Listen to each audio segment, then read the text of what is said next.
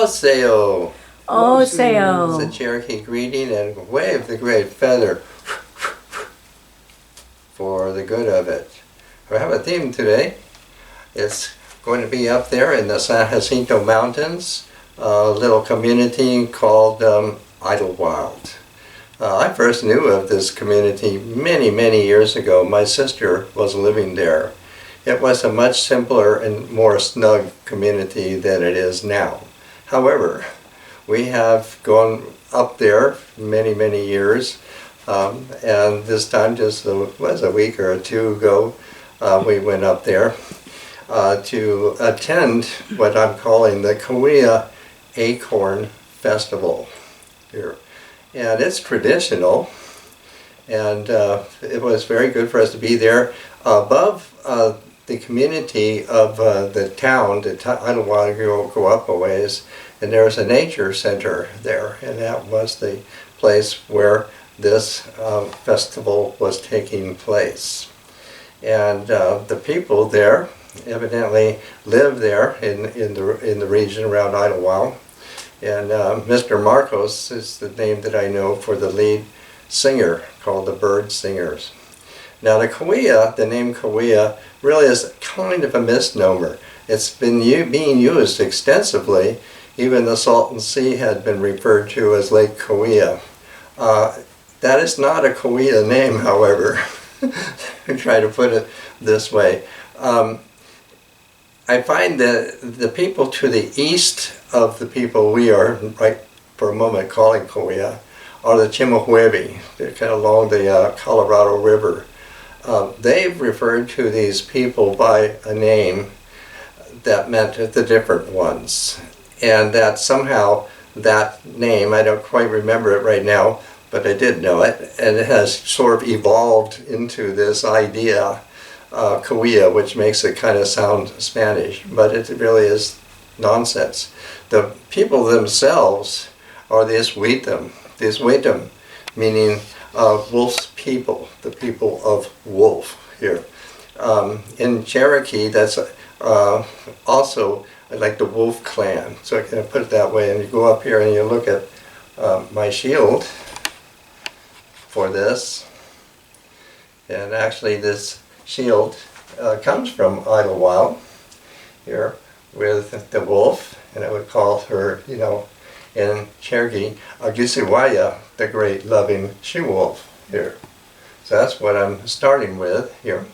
So all Cahuilla are wolf's people, put it that way. And you go right next to it here, and here I'm going to do a wolf song while you're focused on that, you know. He comes running across the field where he comes running. Yo-ho-wa-ya, yo-ho-wa-ya, yo-ho-wa-ya, ya. From the swamp is where I come from. Yo-ho-wa-ya, ho-wa-ya, ho-wa-ya, ya. From behind the earth is where I come from. Yo-ho-wa-ya, yo-ho-wa-ya, ho-wa-ya, ya. From behind the hills is where I come from. Yo-ho-wa-ya, ho-wa-ya, ho-wa-ya, ya. From behind the stars is where I come from. Yo-ho-wa-ya, ho-wa-ya, ho-wa-ya, ya. He comes running along the hills where he comes running. Yo-ho-wa-ya, ho-wa-ya, ho-wa-ya, ya. Yo-ho-wa-ya, ho-wa-ya, ho-wa-ya, ya. So that gets the wolves into the act here. And so where this was taking place at the nature center, down behind it, there was a big old oak tree. And so that's where we're starting. We started there in the morning with the singers, who are called the Bird Singers. Now the Bird Singers they sing at different events, you know, independently. But formerly, they are part of what's called the bird dance. You know, so it was a whole thing. It's a very social and interactive, you know, for everybody. And the songs that they are singing kind of reminds me of the old Mexican corridos, like that. They're sort of mythical, kind of history that keeps the tradition alive. And so it's kind of something for people to learn. I use the verb tense preterite, which means something that took place in the past but still is continuing.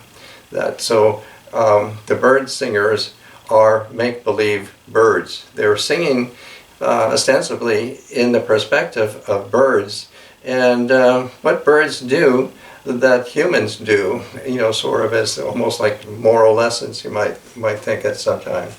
And they go through all kind of beings, of the earth, and Mukhat, the creator, and of all the birds and animals, so it goes like that. So for that, you can go up here and look at this. This is my artistic expression for this. This is my painting that I call, Balchi. Balche, means Lord of the Tree. And above it, I have the birds here to represent the bird singers. So while I didn't have an oak tree to portray here, I do want the tree in it. So you come over here, I've shown this before.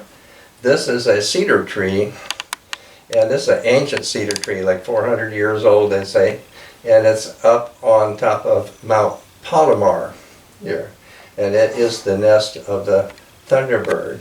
The Palomar Mountain, looking sort of north there, overlooks what they call Lake Henshaw, and what used to be a larger lake, there was an island that's now only a mound called Rabbit Mound. And then you look beyond Rabbit Mound and you would come to the Cahuilla village of Kupa, actually Rabbit's house. So that's the location that I'm doing here. And then I like to come over here and look at this painting here. This is Claudia's painting, and it's a painting of the turtle as Turtle Island. And what I'm really going for here is the tree, the oak tree. Kuinili. Kuinili is the Kuya name for the oak tree. And there's a deer and a rabbit and a mouse. And this is really for the bear dance. This is actually the bear skin that she has hanging here, and here she is playing her drum, and all this is going on here with the turtle. So I like it because the feeling that I'm trying to convey here, I'm interested in conveying to you of this event that we were participating in. This is one way that I can talk about that we have the natural community, the community of nature and people like that.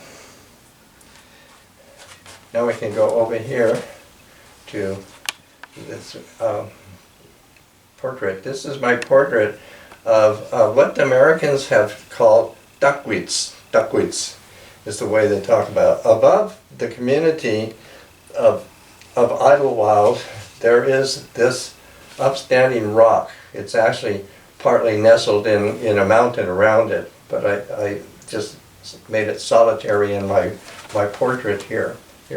So this, I don't know how tall it is, very, very, very tall. Can see it from a long ways off like that. So a word on this name of Takwitz. It must be a mispronunciation.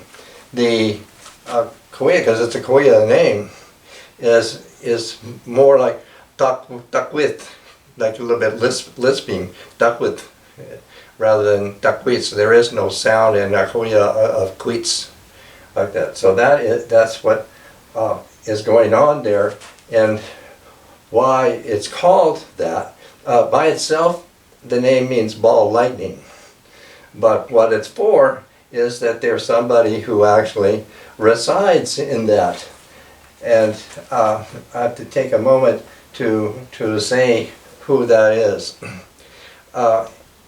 In the very, very beginning, early times, the beings, we'll call them that. We don't really want to say spirits. You know, spirits gets around a lot, but we don't really want to say spirits in this. But beings kind of goes with it. These primal beings were the Nukatim. The Nukatim were very populated in the early times of the earth. Eventually, most of them have receded. They have gone into the stars and other natural phenomena. A few have remained, and I'll come across those as I talk here. One of those, actually, is the character Dakwut. Dakwut was the first shaman, if I can use that word generously, is the first shaman that Mukhat, the real creator, had created and made him that. So I'm going to come right down here, and you can look at this sculpted portrait by Eric Woods. I think it's very good. Dakwut is certainly a powerful and mysterious character, being, shaman. Has a lot of credits, you know, to him. He does notably make various appearances that people see in strange ways, you know, and so forth, so that I have this sculpture here, and then I have this rendering of the rock that he inhabits here. So we can get all of that in there. Now I want to come over here to this character here, my main character here. This is Mukhat. And this image that I'm using here was, you know, inspired by a dream. And I came across this doll, as I can refer to it, and Mukhat agreed that this was just fine with him for his, you know, palpable appearance. So this is Mukhat. Now, he is in the bird dancers while we were up there. You know, definitely Mr. Marcos would refer to Mukhat, our creator.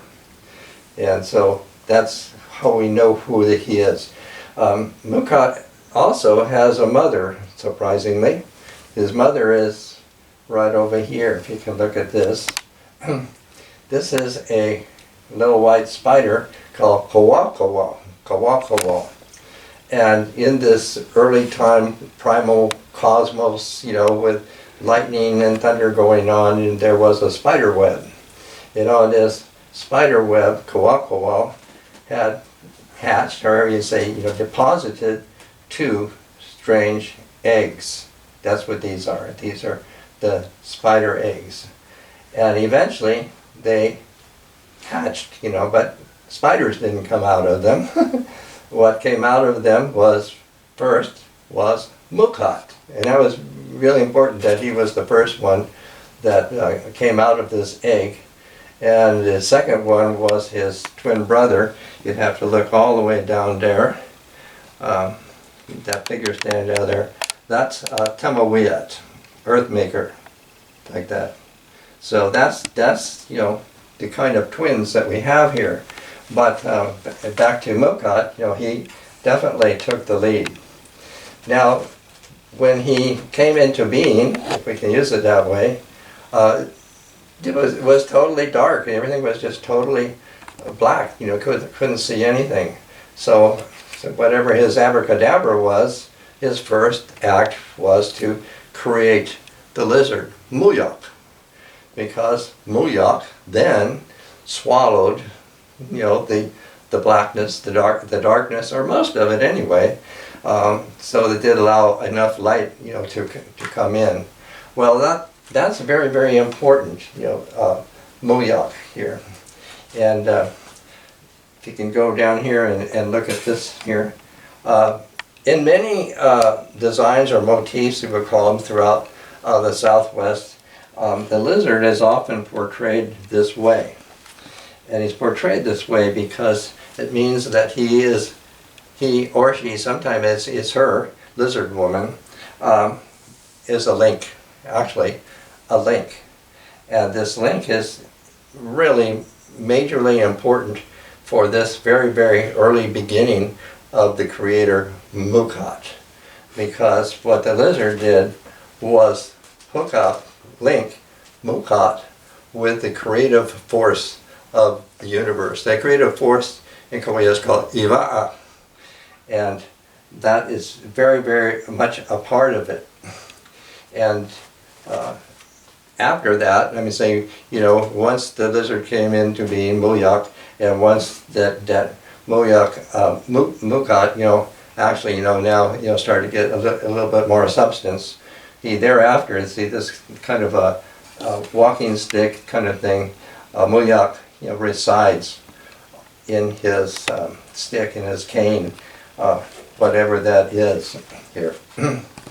Now the other thing with these Nukata, another being that still is with us is eagle, Ashwe in Korea, Ashwe, like that. So that's why I have, this is golden eagle feather here, and there's the eagle down in front of him. The eagle throughout Native America is the most that can be, the most honored everything. It's way a dimension way beyond a bird that people call an eagle. It's a real being. And also, along with this, the eagle also represents Mukhat. He's an attribute of Mukhat. So the eagle is very, very much a part of Mukhat, as the eagle is very much a part of all of Native America. I can't think of any word that could say how great and meaningful the eagle is throughout Native America and in this culture as well here. This is a rock from out here in Anza Borrego Springs. It's a dark reddish on the rock. This creator deity at some point had, assimilated some mortality. And without going through the story of how that he happened to expire like that, but he did.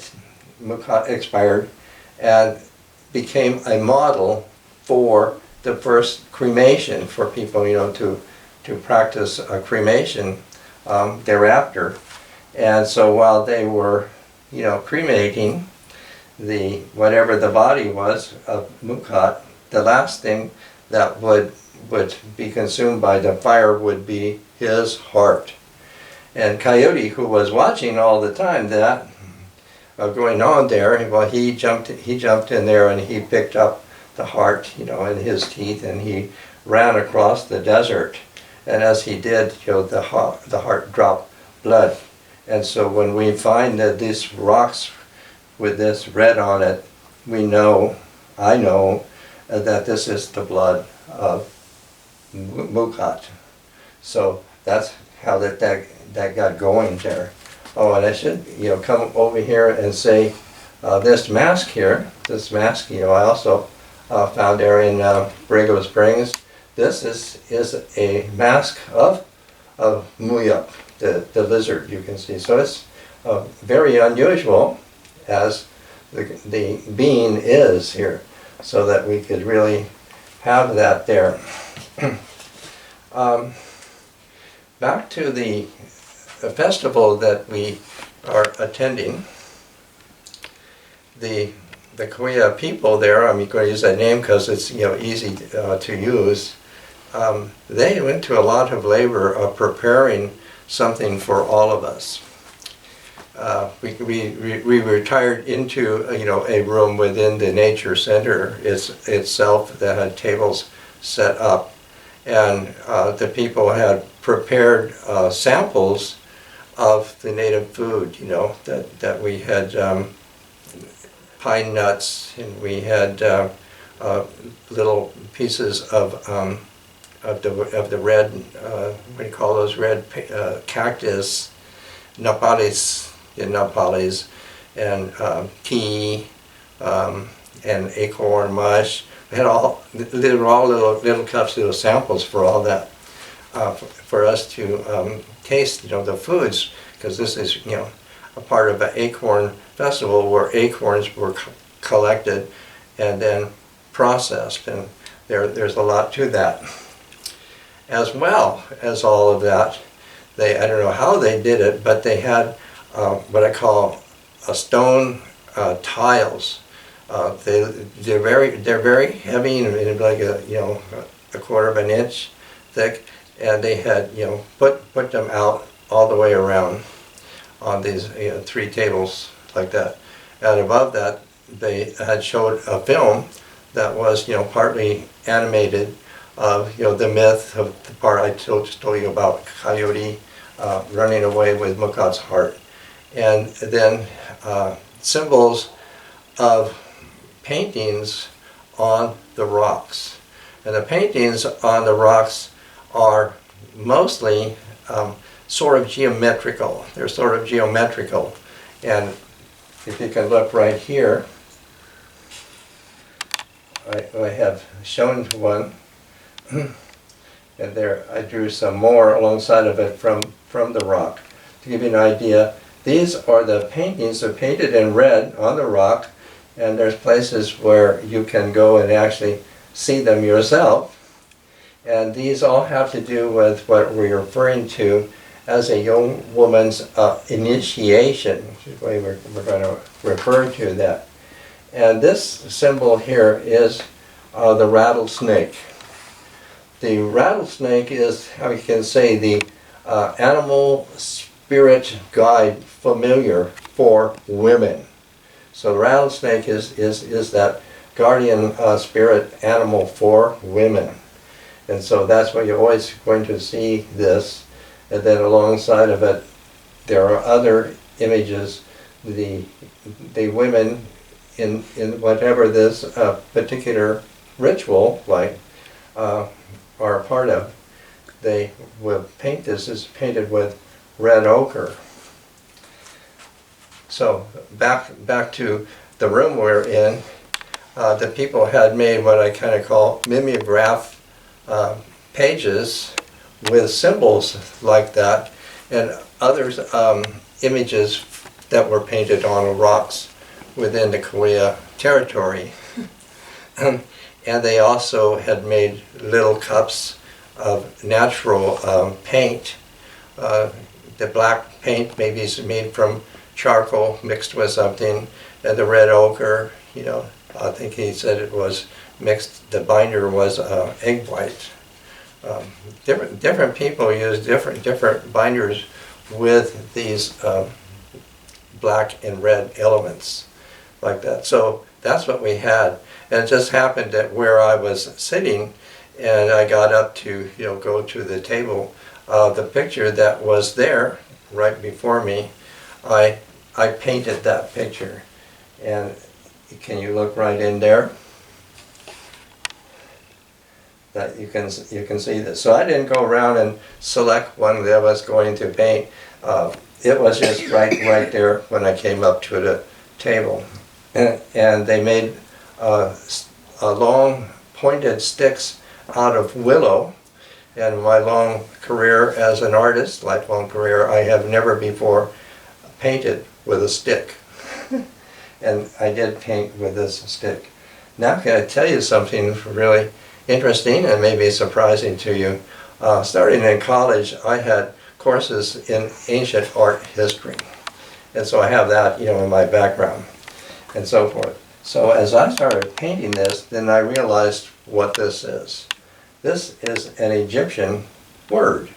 This is actually Egypt. The upright tail is Yua, and the body is Neb. Neb in Egypt is figured as a basket. You're looking at sideways at a basket. That's Neb. And the 2 horns that are rising up above the head is Ta-ui. It says, I am Lord of the 2 lands. This is exactly the logogram for the state deity of ancient Egypt known as Amun. So, isn't that surprising? There's more of Egypt in our Native America than people might think. And there that is, you know.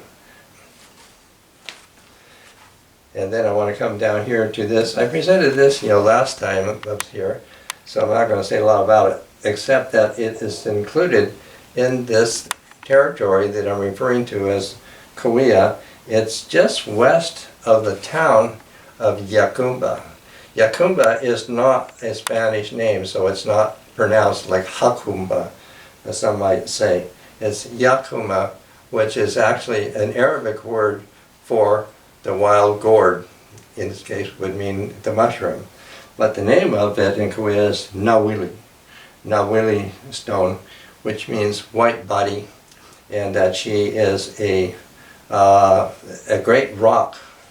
It's a great rock that's actually laying horizontal, that I have personified in this way, since her name, white body, also means a louse, a louse, as well as it means a baby girl. So that's exactly just on the edge of the town of Yacumba, heading out west there. Then I can go over here and look at this display here.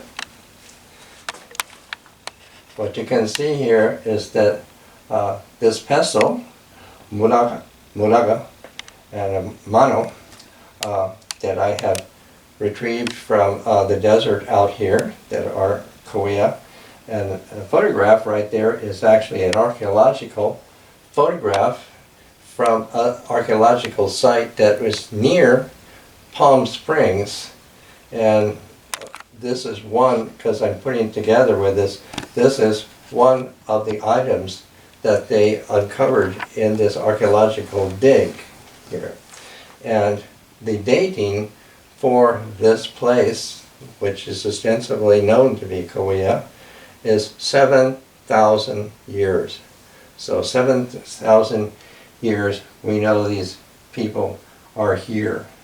And this is an old photograph of a Cahuilla woman using the pestle, the mulaga, to grind maybe acorns or something, so that you can really see that about 100 years ago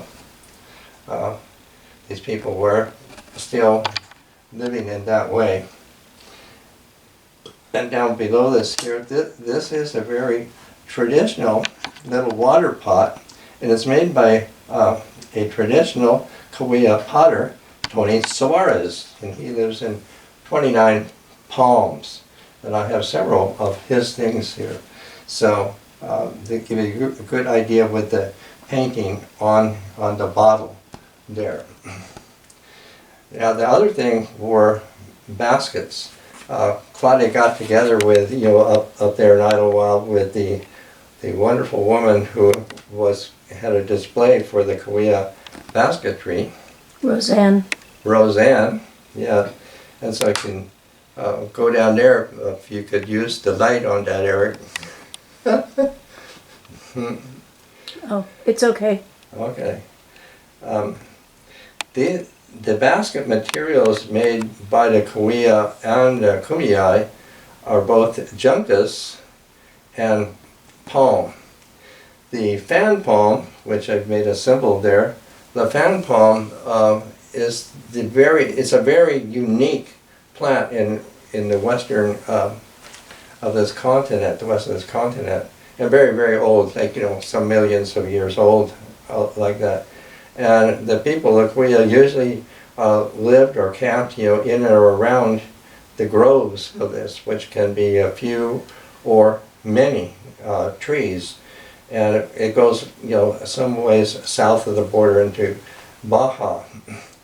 So it is a very, very, very important plant tree that the people utilized. Where I have that one sticking up, that basket there is made from the leaves of the palm, and that basket was made by a woman that I know, Christina. Christina made that basket of the fan palm leaves. And below it you can see each of these baskets. These are Claudia's baskets. She made these baskets from the juncus grass, Salili in Cahuilla. And the red part that's used for the design is the lower part. The grass is more like a real fine reed. It looks more like that, like a reed. And between the legs of Tamawayat there's a real little, they call it a gift basket, and the symbol on it, in that case done in black, is Coyote. That's the symbol for Coyote. And directly below it, you can see that jar. This is a seed jar, and it's painted. This is made by also Tony Suarez, a very traditional painting. In fact, even the painting that's on the jar was also a way that's painted, designed. Some people also painted their faces, you know, with that and all of that. Then we can come up here to my painting.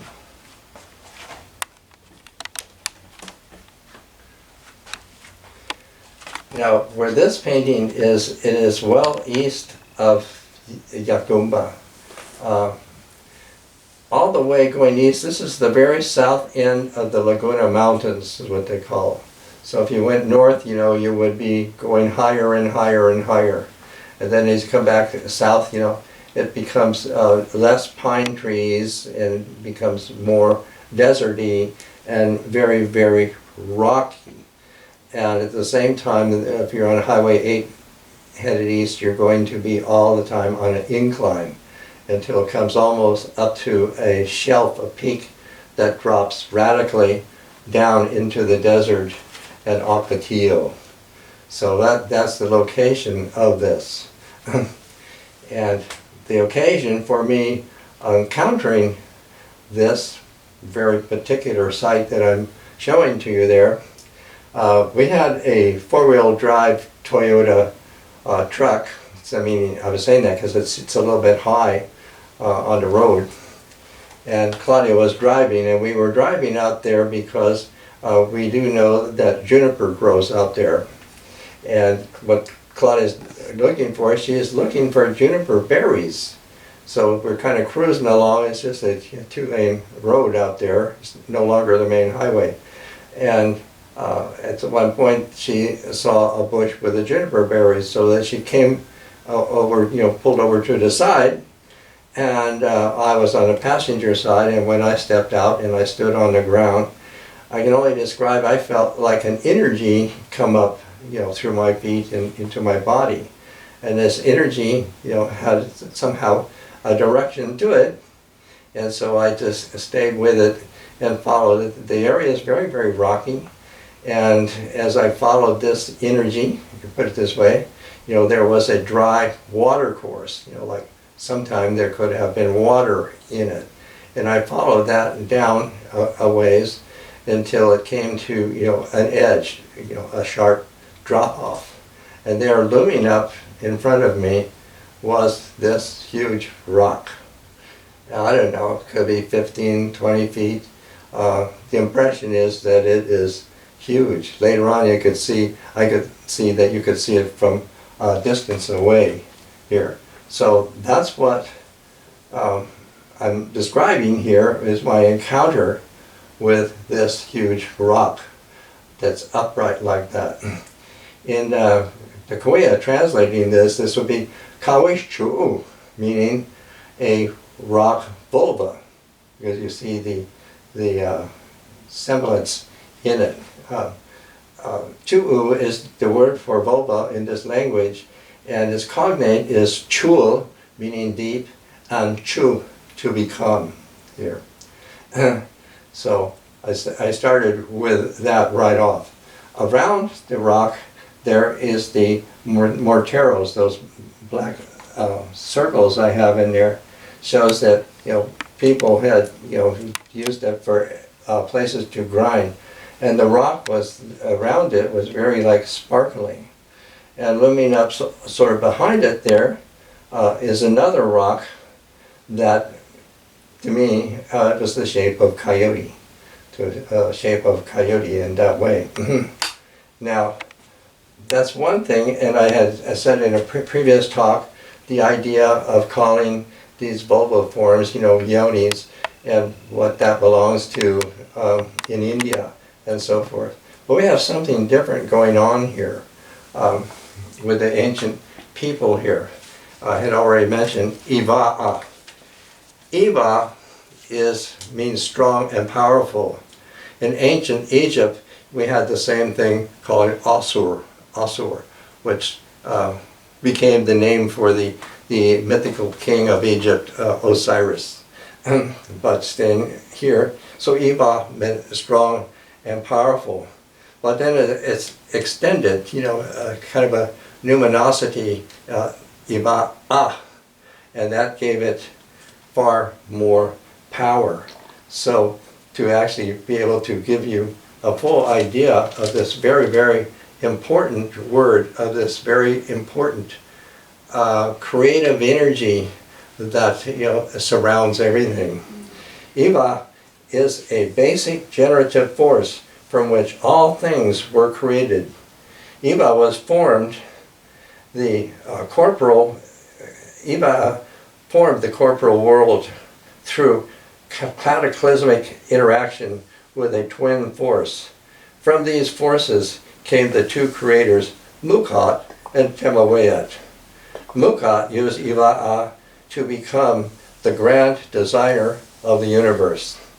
Iva'a was very intense in the beginning, but it has constantly diminished through time.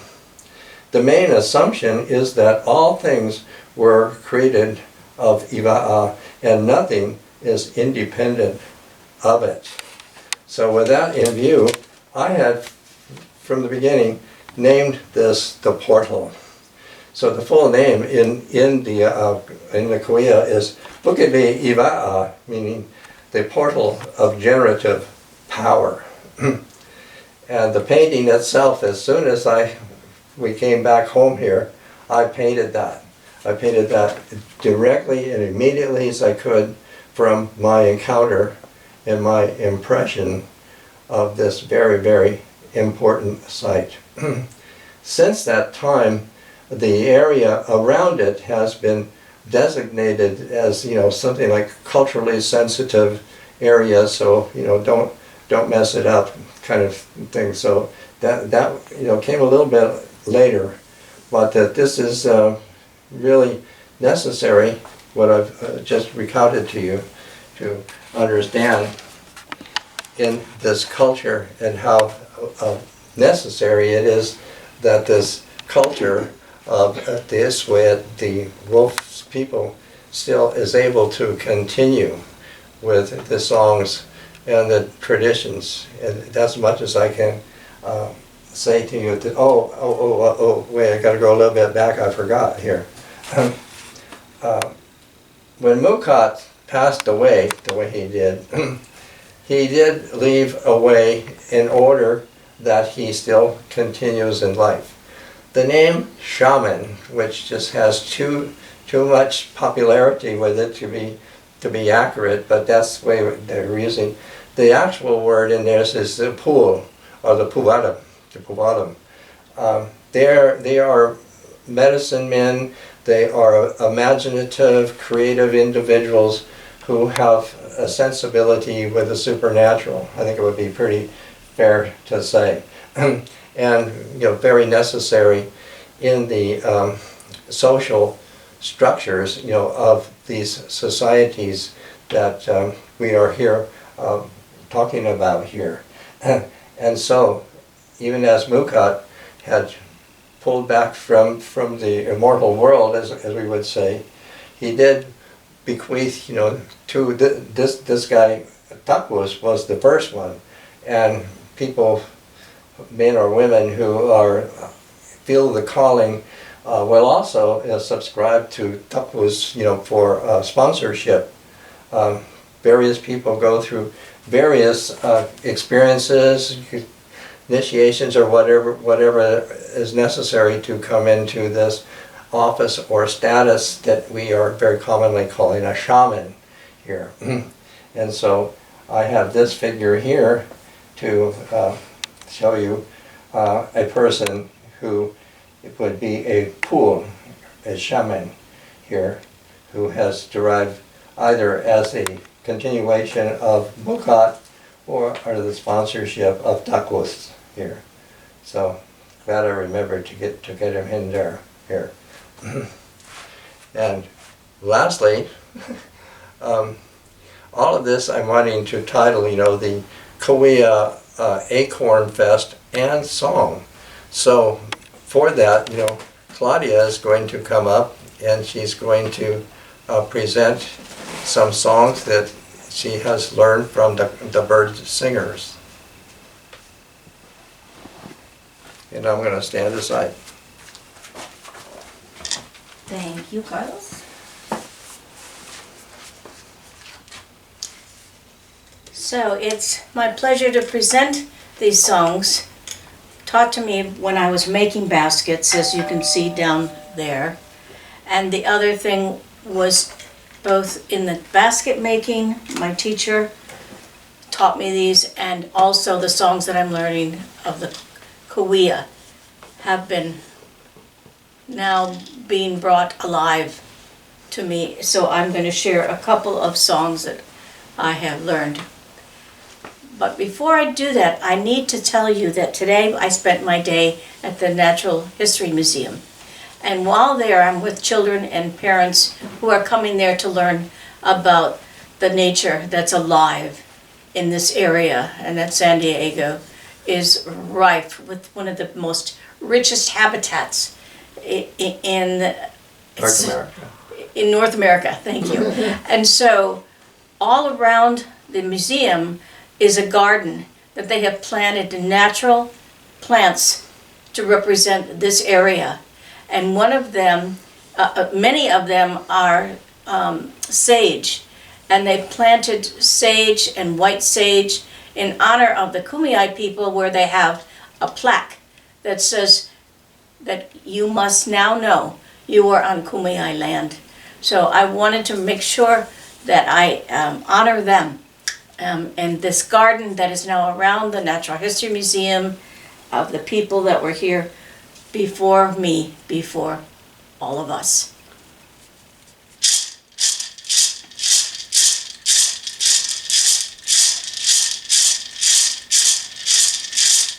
Huau mea e, atenya kakori. Huau mea e, atenya kakori.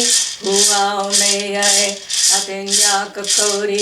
Huau mea e, atenya kakori. Huau mea e, atenya kakori. Huau mea e, atenya kakori. Huau mea e, atenya kakori. Huau mea e, atenya kakori. Huau mea e, atenya kakori. Te ami te yame war. Oyone te ami te yame war. Oyone te ami te yame war. Oyone te ami te yame war. Oyone te ami te yame war. Oyone te ami te yame war. Oh.